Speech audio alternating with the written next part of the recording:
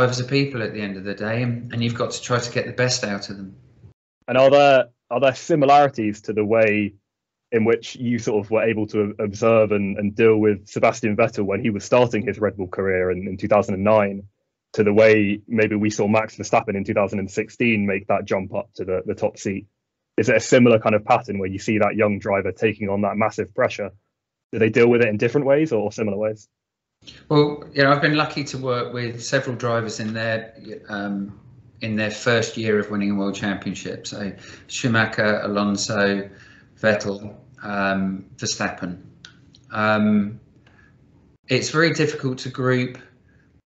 Everyone's different. The wonderful thing about people is everyone's different, and I don't think you can pigeonhole people into a certain thing. One thing I would say is that there's their first year to win the championship.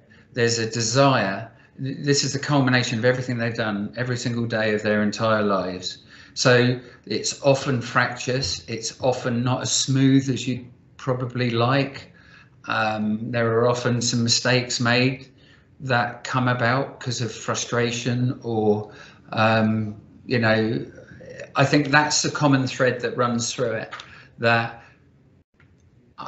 And once they've won their first world championship, they tend to go away that winter, rebuild, and come back a much stronger all-round driver than they did before. I mean, obviously we'll have to see that with Max, but by and large, it's that knowing that you can do it. Winning the first pole position, winning your first race, you can do it. But once you've done it, you can do it.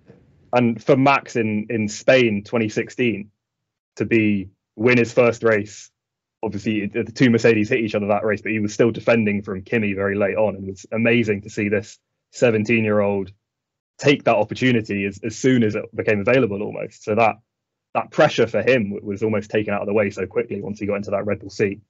But then to finally have the world title, I mean, we'll see whether it changes his style or whether it's just more growth. Because if he keeps getting faster in the same way he got faster this season, then it could be a real problem for a while.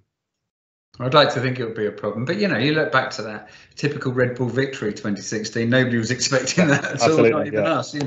So it was a wonderful thing to be a part of, and it's going to be fascinating to see how Max, performs over the next few years, and to see what his mindset's out. I mean, we've had quite a few messages over the last week or so. He's fully focused, as you imagine. He's back here in the simulator shortly as well, so trying to get his eye around it. I think he's had his holiday now.